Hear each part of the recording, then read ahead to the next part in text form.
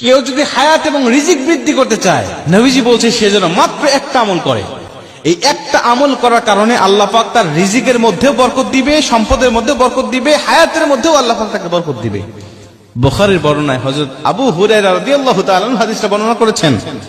তিনি বলছেন, নবীজি বলেছেন, যদি কোনো ব্যক্তি সম্পদ আর হায়াত বৃদ্ধি করতে চায়, আমরা তো অনেকে বলতে পারি হাদিসটা শুনে যে হুজুর, আল্লাহ তো হায়াত এবং রিজিক নির্ধারিত করেছে, তাহলে এটা বৃদ্ধি হয় কেমন করে? নবীজি বলছে, হ্যাঁ, এটা বৃদ্ধি হয়। আল্লাহ হায়াতের মধ্যে বরকত ঢেলে দেয়, রিজিকের মধ্যেও আল্লাহ পাক বরকত ঢেলে দেয়। ওই রিজিকের মধ্যে বরকত দেওয়ার কারণে আল্লাহ পাক তার সম্পদ অনেক অনেক গুণে বৃদ্ধি করে দেয়। একটা উদাহরণ দিলে আপনারা খুব ভালো বুঝবেন। মনে করেন কোন একজন ব্যক্তি হালাল পথে 10,000 টাকা ইনকাম করে প্রতি মাসে। ওই ব্যক্তি দেখবেন মাস শেষে 10,000 টাকা সংসার চালানোর পরেও 2,000 টাকা সঞ্চয় করতে পারে, 2,000 টাকা সে গোছাতে পারে।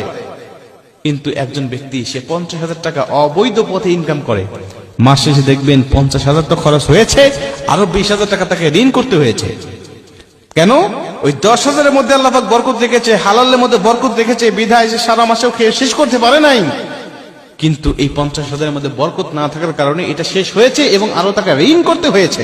এটাই হলো হালাল এবং হারামের মধ্যে পার্থক্য, হালাল আর হারামের। এটা হলো উদাহরণ। আপনার সম্পদের মধ্যে যদি বরকত থাকে, এটা খেয়ে আপনি শেষ করতে পারবেন না, আপনার সন্তানেরা শেষ করতে পারবে না। বরকত না থাকলে আপনাকে শেষ বয়সে ভিক্ষা করা লাগতে পারে। হায়াতের মধ্যে যদি বরকত থাকে, এই অল্প হায়াতের মাধ্যমে আপনি আল্লাহকে সন্তুষ্ট করতে পারবেন, এমন কিছু করতে পারবেন যেটার জন্য আপনি জান্নাতে যাওয়ার উপযুক্ত হয়ে গিয়েছেন। কিন্তু হায়াতের মধ্যে বরকত নাই, তাহলে দেখবেন যে এটা আপনি অল্প সময় দুনিয়াতে ছিলেন, কিন্তু যেটুকু সময় ছিলেন এটুকু সময়ে আল্লাহ পাকের অসন্তুষ্টি নিয়ে আপনি বিচরণ করেছেন। আপনি এমন কিছু করে গিয়েছেন এই হায়াতের জিন্দেগিতে, আপনার জন্য জাহান্নাম ওয়াজিব হয়ে গিয়েছে। মুসলমান ভাইরা আমার, এজন্য নবীজি বলছেন শুধুমাত্র একটা আমল করবে, সেটা হলো ফাল ইয়াসিল রেহমা। তোমার আত্মীয় সম্পর্ক তুমি ছিন্ন করবে না, আত্মীয়তার সম্পর্ক সর্বসময় রক্ষা করার চেষ্টা করবে। আত্মীয়তার সম্পর্ক রক্ষা করা কাকে বলে? আমার বোন আমার সাথে সম্পর্ক রেখেছে, আমিও তার সাথে সম্পর্ক রেখেছি, এটাকে আত্মীয়তার সম্পর্ক রক্ষা করা বলে না। আত্মীয়তার সম্পর্ক রক্ষা করা ওটাকে বলা হয়, আমার বোন আমার সাথে সম্পর্ক রাখতে চায় নাই, আমি আমার বোনের সাথে সম্পর্ক রাখার জন্য আপ্রাণ চেষ্টা করেছি এবং সম্পর্কটাকে আমি টিকিয়ে রেখেছি, এই সম্পর্কটাকে আমি রক্ষা করেছি। নবীজি বলছে এটাকেই সম্পর্ক রক্ষা করা বলা হয়। আর যেই ব্যক্তি আত্মীয়তার সম্পর্ক রক্ষা করে, আমি নবী ওই ব্যক্তিকে নিয়ে একই জান্নাতের মধ্যে থাকবো। ওই ব্যক্তিকে নিয়ে আমি নবী একই জান্নাতের মধ্যে থাকবো।